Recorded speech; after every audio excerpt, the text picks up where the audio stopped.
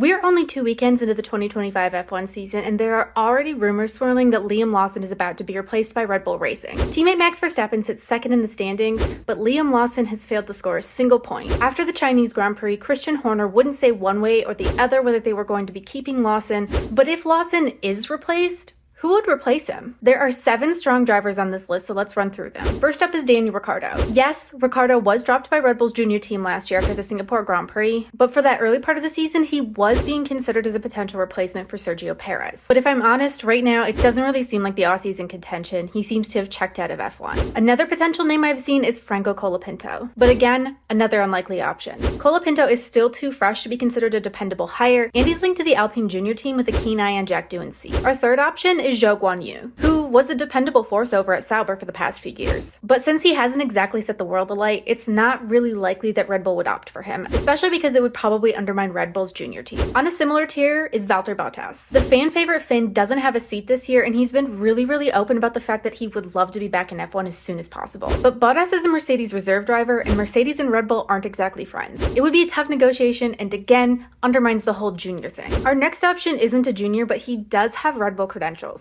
Sergio Perez.